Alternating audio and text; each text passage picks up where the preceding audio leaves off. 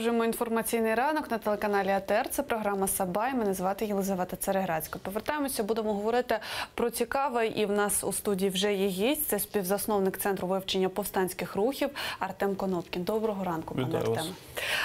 Ну, власне, почну з новини такої, дещо сумної, про те, що хоча й 19 врятованих в Афганістані українців вже повернулися додому, але я нагадаю, що разом з тим в результаті теракту у Кабулі загинули 7 українців. І, власне, про це ми хочемо сьогодні поговорити. Давайте ще раз розберемося у тому, власне, що там відбувається і чому теракт стався. От, розкажіть, будь ласка. Ну, по-перше, треба почати з того, хто вчинив напад. Це були бойовики руху «Талібан». Треба зазначити, що «Талібан» – це переважно західна назва, самі вони так себе не називають, вони себе називають Ісламський Емірат Афганістан. Емірат – це якби область в халіфаті, тобто вони вважають себе частиною халіфату. Рух «Талібан», він заснований в 1994 році на півдні Афганістану, саме звідти вони почали наступ, ліквідувавши всіх практично конкурентів на території Афганістану. В 96-му році вони взяли штурмом Кабул, столицю Афганістану, а до 98-го року вони практично, взявши Мазарі-Шаріф на півночі, вони там захопили 90% території Афганістану. На півночі в населених таджиками районах продовжував чинити їм спротив Ахмад Шах Масуд, так званий Пеншерський лев, але його також було вбито, і, в принципі, Талібан консолідував владу в своїх руках. Це тривало до 2001 року, до атак на Всесвітній торговий центр в Нью-Йорку, коли американці і війська НАТО в результаті військової операції скинули режим Талібану і, відповідно, поставили адміністрацію цивільну, тобто в Афганістані. З того часу Афганістан перейшов до партизанської терористичної тактики, зазнавши на першому етапі війни дуже значних втрат, і головне втрат у військовому, в своєму командуванні. З 2001 до 2006 року ці втрати призвели до приходу так званого молодого нового покоління талібів, або так званих вовків, молодих, котрі змінили тактичні прийоми. Вони почали масово використовувати смертників. З 2003 по 2016 рік в Афганістані було більше 700 атак смертників. Ісламська держава називає цих людей із-Шахаді, а таліби їх називають федаїни. Це може бути замінований автомобіль, або це можуть бути стрілки з поясами смертників, або з поясами шахідів. Тобто вони розпочинають атаку зі стрілецької зброї, з гранатометів, ведуть певний час бій, а потім підривають себе.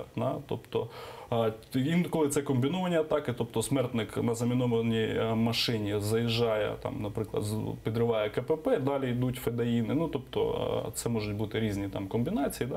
І оце молоде покоління талібів, відповідно, змінивши тактику, вони розширили зону впливу Талібану. Наразі на 2017 рік Талібан повністю контролював 37 районів із 400, тобто 10% десь приблизно. І 170 велися бої з урядовими військами. Тобто, відповідно, всього районів 400 в Афганістані, тобто половина районів контролюється або за них ведуться бойові дії. Це дуже такий серйозний успіх Талібану, і тут треба зазначити, що вони поширили свій вплив на північні райони Афганістану, де раніше їхні позиції були слабкі через те, що там компактно проживають таджики, які були головними супротивниками Талібану, який до 2001 року спирався на переважно пуштунське населення півдня Афганістану. Але зараз, змінивши знову ж підхід до призначення командирів, зараз командири в північних районах Афганістану призначаються з місцевих жителів. Тобто це можуть бути узбеки, це можуть бути таджики. Це свідчить про інтернаціоналізацію деморалізацію Талібану, да, про вихід з оцього тобто їх ще називали Пуштуністан, да, тобто вихід з оцього пуштунського, да, за рамки пуштунського світу, тобто вони якби змогли переломити ситуацію з підтримкою населення, і це дуже серйозна їхня перемога, тому що раніше саме Північний альянс складав основу антиталібських сил. Зараз цієї основи вже немає.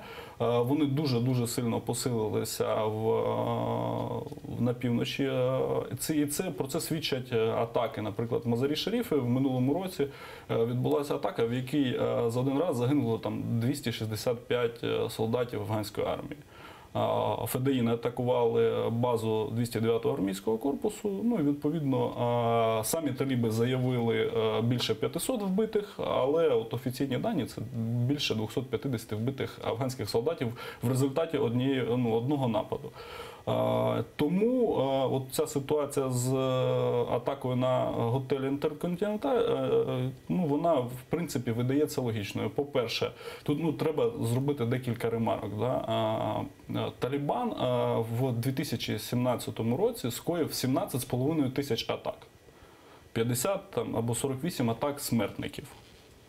Це досить багато, не стільки, скільки Ісламська держава, але досить багато. Основними цілями, як не дивно, на відміну від класичних терористичних організацій, це є війська міжнародної коаліції і Афганська національна армія, взагалі сили безпеки, поліція і проурядове ополчення Арбакі.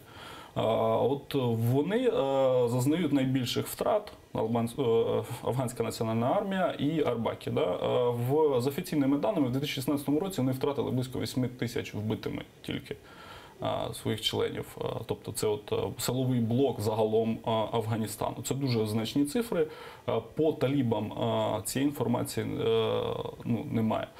Друге, треба розуміти, що попри те, що чинить Талібан в Афганістані, вони в США не визнані терористичною організацією, як не дивно. Да? Попри всі ці атаки, попри атаки і вбивства. А як ви вважаєте, чому, власне?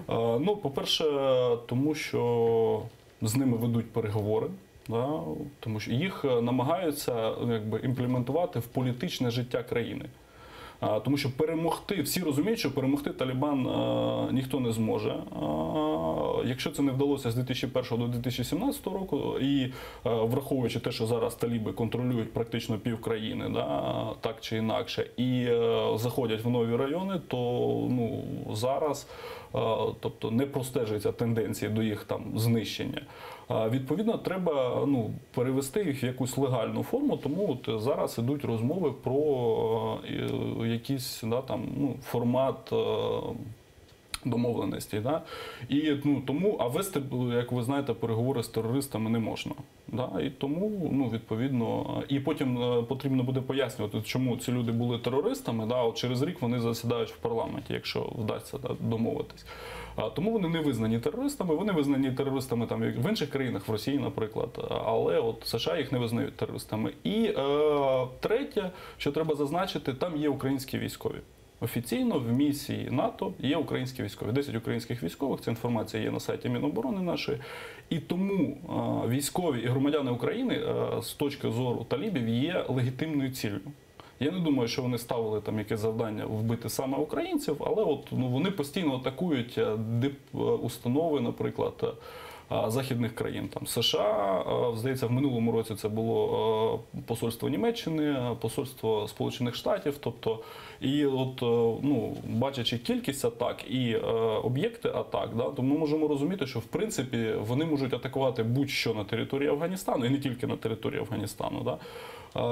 Вони постійно атакують конвої НАТО, бази НАТО, вони проникають на бази НАТО, штурмують бази НАТО. Це дуже серйозний супротивник. Тобто, відповідно, така ситуація. Пане Артеме, дуже цікавою мені видалася фраза про те, що переговори вести з терористами не можна. Я розумію, що не можна проводити якісь паралелі і порівнювати отак грубо, наприклад, ситуацію в Україні, яка відбувається, але ми прекрасно розуміємо, так, що є певні там, нехай можна як завгодно їх називати, люди, які зсередини за допомоги ще нашого прекрасного сусіда дестабілізують ситуацію в країні. Якщо так дуже сухо і коротко. коротко.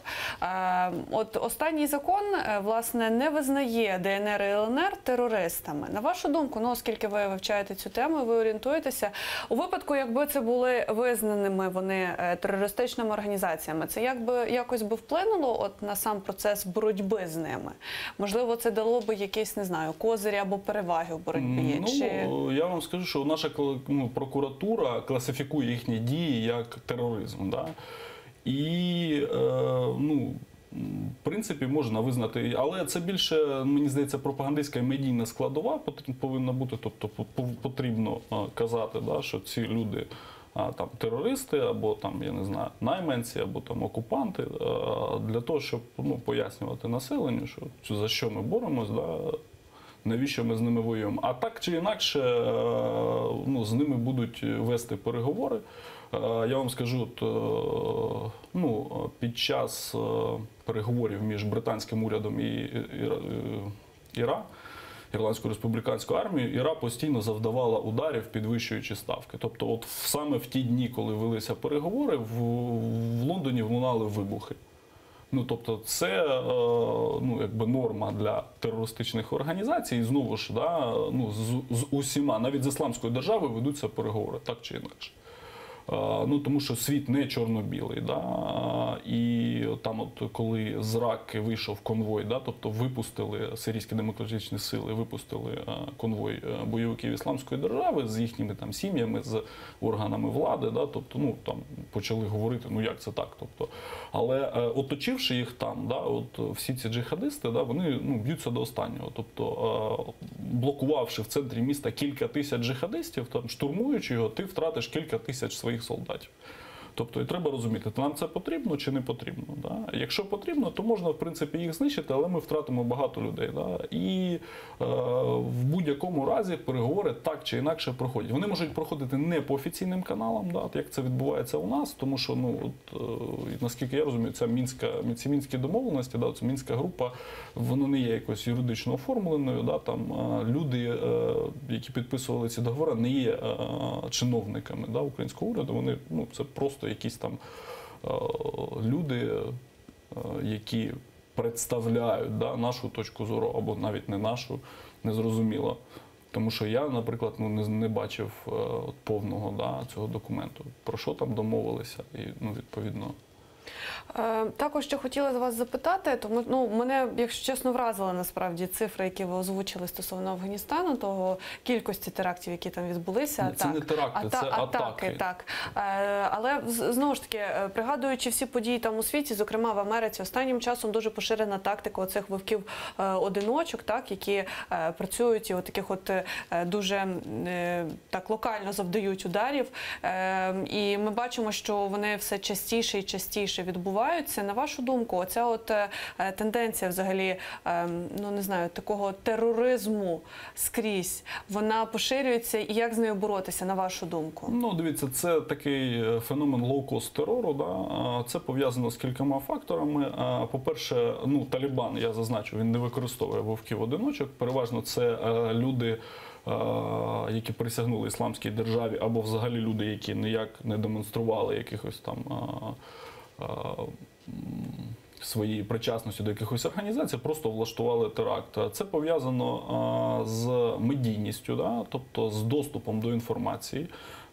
Якщо раніше можна було якось там на телебаченні обмежити, в газетах цю інформацію, зараз купа телеграм-каналів, тобто багато активістів розповсюджують цю інформацію, і під впливом цієї цієї інформації люди радикалізуються. По-друге, це доступ до знань. Якщо раніше потрібен був спеціаліст, щоб зібрати бомбу, наприклад, да, то зараз виявляється, що для того, щоб вбити кілька десятків людей, потрібна, наприклад, вантажівка, навіть бомба не потрібна. Да? Тобто вони змогли донести інформацію про те, що можна, в принципі, ну, чинити теракт навіть без вибухівки. Да? І, відповідно, ну, змінилися, да, формати боротьби. От американська розвідка вважає оцих вовків-одинаків найбільш небезпечними терористами. Да? І їхнє виявлення, ну, от момент радикалізації, вкрай складна штука, і відповідь на це питання немає в жодної спецслужби, ще ніхто не зміг з цим нічого зробити, тому що багато з цих людей, до 40%, мають психічні відхилення, і вони скоріш стоять там десь на диспансерному обліку, ніж на обліку в антитерористичної служби.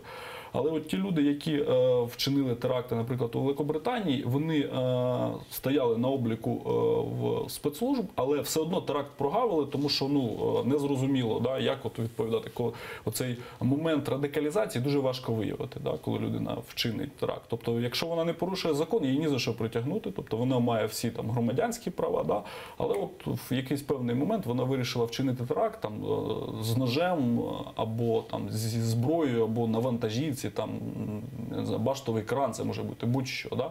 І відслідкувати цей момент вкрай складно. І зараз от відповіді на це питання ще немає в жодної зі спецслужб. І ті атаки, да, в США, і в Великобританії, і в Європі доводять, що от, ну, якби проблема існує, але вирішення цієї проблеми ще не знайдено. Я вас зрозуміла. Ну, на жаль, у нас вичерпано ефірний час. Дуже вам дякую за цікаву розмову. Артем Конопкін, співзасновник Центру вивчення повстанських рухів, з нами говорив зараз. Зараз у нас невеличка перерва, після чого ми повертаємося в студію і продовжимо говорити про головне, тож не перемикайтеся.